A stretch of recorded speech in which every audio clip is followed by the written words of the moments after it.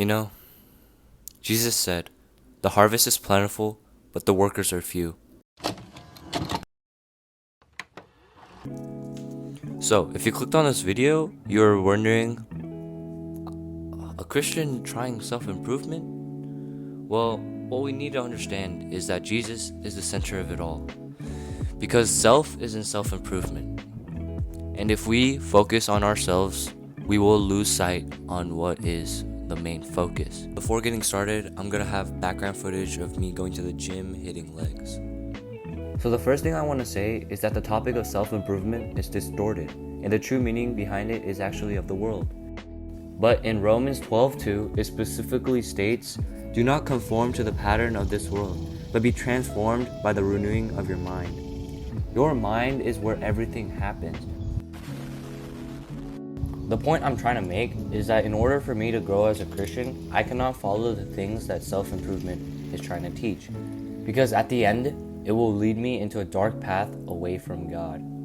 The life of a Christian is simple. Love God and love your neighbor. In other words, your peers and other people, because of the gift that has been given when Jesus Christ died on the cross and was raised from the dead 2,000 years ago. Most people by now have already left the video, but if you are still here, then I want you to join me on my journey. So, to simply put, it's really Christ improvement, which means to be more like Christ. To be a Christian is to be in Christ so that I can be with Jesus, to be like Jesus. It really changes how you view the gospel which Jesus reveals to us. As a Christian, life is going to be full of hardships. It's inevitable. What I want you to get out of this video is that self-improvement is not for us. Yes, even you who do not believe. Constantly consuming self-improvement tips, videos, and shorts and doing nothing about it. That's why you're stuck in this endless loop of still trying to improve yourself. Even after, for example, looking up videos on how to stop scrolling, how to gain motivation, how to glow up, and even how to stop fapping. You have become slaves to the internet.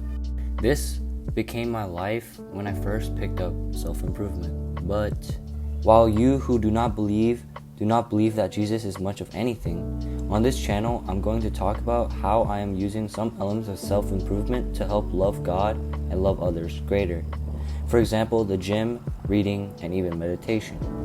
While other topics that are around self-improvement are just for you to feel like that you're doing something, and like they say, to become the best versions of ourselves. While this is what social media influencers and other mainstream media people say, this is not the goal I am striving for in the life God gave me. To wrap it up, this content is mainly going to be for Christians and non-believers alike. So, my name is David, I'm 15 years old, and I want you to come along with me on this journey.